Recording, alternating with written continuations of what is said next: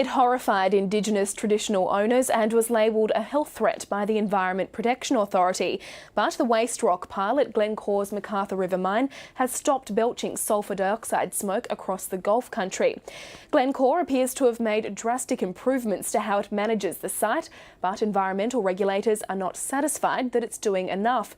Jane Barden reports from Borroloola. Last July, the Northern Territory Environment Protection Authority found the world's biggest bulk concentrate zinc mine was a health risk and had breached air quality standards.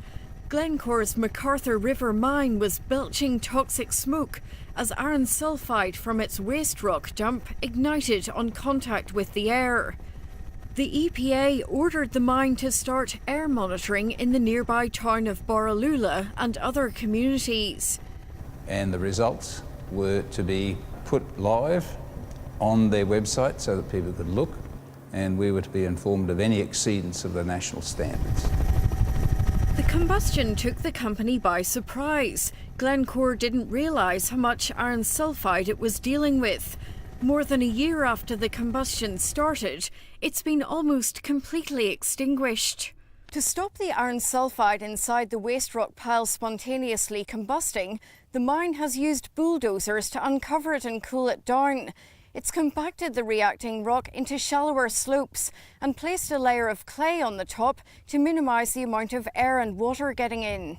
And we just keep a really close eye on the dump to make sure that if there are other small areas that start to combust, that we get onto them very quickly.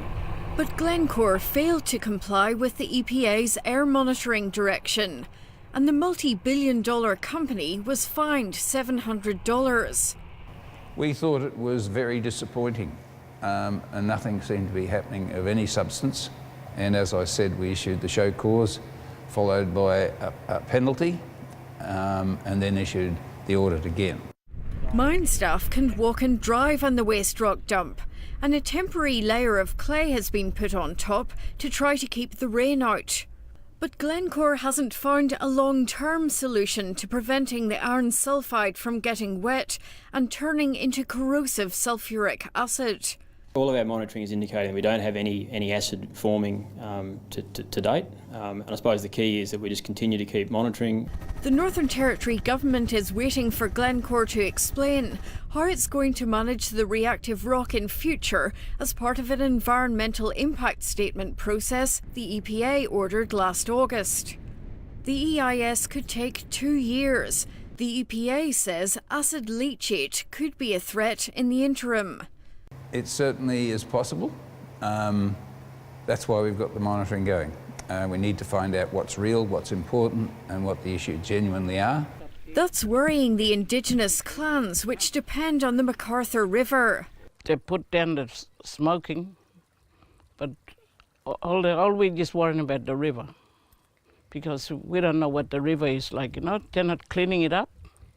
The clans are calling on government regulators to convince them the environment is safe with independently verified tests.